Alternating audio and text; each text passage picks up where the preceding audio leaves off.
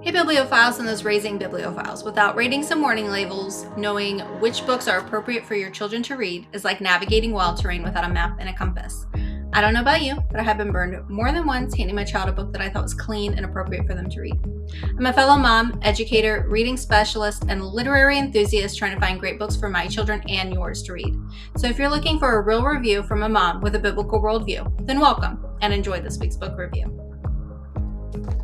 So this week's book review is for Adventure in Grand Canyon National Park by Aaron Johnson, and this is book 3 in the National Park Mystery series. So continuing on where book 2 ends, Jake, Wes, and Amber are trying to unlock the meaning of the mysterious cube that they uncovered, and Jake's grandfather has sort of set the next set of clues and instructions in place. After utilizing the scrapbook, they quickly learn that they are to find the missing wood tiles that will complete the map the cube ultimately contains. Before I go any further, I'm going to read just a little bit of the opening just to give you an idea of the author's writing style, especially if this is the first time you're kind of encountering this series. One thing I do love about the beginning of book 3 is that the author sort of has a recap chapter to the reader, and it says, "Dear reader," and then it kind of has all these other things inside of it just to kind of catch them up if it's been a while since they've read book 1 and 2. So I absolutely love that.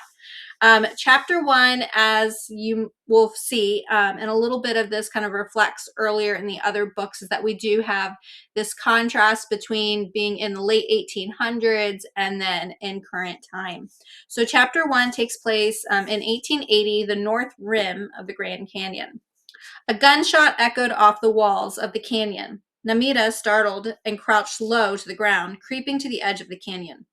Namita lay on his belly and peered down into the chasm. The sun was in the west, and the shadows made it impossible to see who or what was down there, so he listened.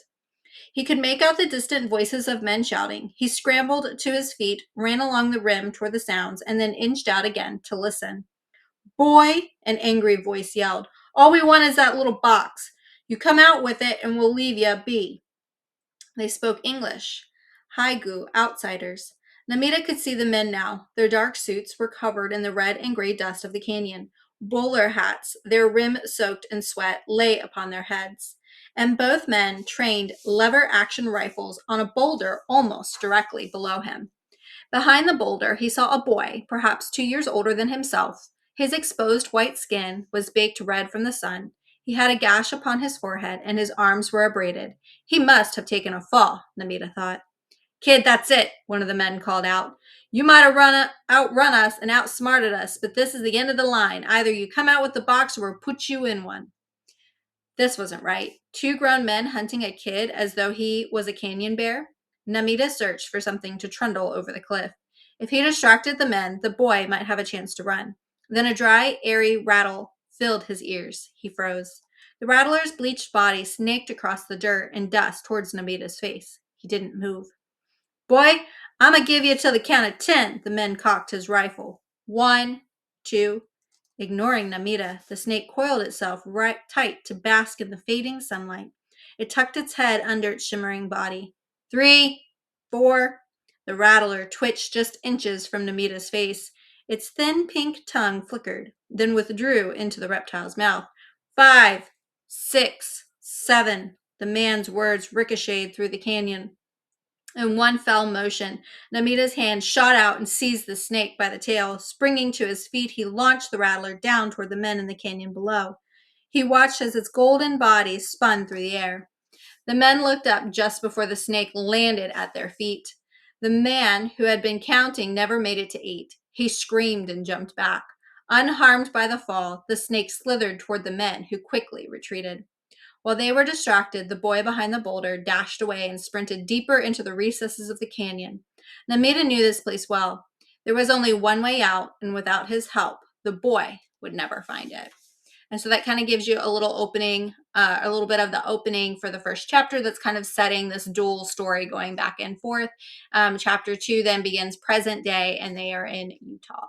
So in order to find the missing tiles, Jake, Wes, and Amber must figure out the additional clues provided by Jake's grandfather, and before too long discover that there are actually 6 missing tiles, not 4. In the process of locating the whereabouts of the tiles, Wes realizes that they are once again being followed. In addition to that, there is a missing girl who the FBI are searching for, or what they believe is the FBI. Soon the children realize that they must find the missing girl, and in doing so, they realize that their scavenger hunt is actually bigger than they ever thought. As a bit of a spoiler, the FBI agents are not really agents, but they are agents in disguise who work for the director. The children have no idea who this person is or why they want the cube in the map. The agents are also after Agate, the daughter of a man who was supposed to meet the children, and he is in hiding due to the director being after him. As the children learn from Agate, their grandfather had organized a meeting between them in order to get one of the clues that is beyond their reach without help. Additionally, they learn that Jake's grandfather helped to find various treasures that have since also been hidden, and no one but his grandfather knew the location. In the end, Agate manages to escape the agents working for the director. The book is full of adventure and intrigue that your reader is going to fly through as they follow the adventures of trying to unlock the clues and seeking the tiles, while also trying to evade the agents working for the director. At one point, they do lose the cube and a tile that they have uncovered, and they have to work to get it back and stay within the time frame that they have for being in the Grand Canyon. Furthermore, in this installment in this series, the themes center around Jake and his own internal struggles. Jake becomes jealous of Amber and her intelligence and physical capabilities. This jealousy builds and really broods much of the story before it all comes out in a critical point of the novel, when the children must truly work together and Jake has to let go of his pride.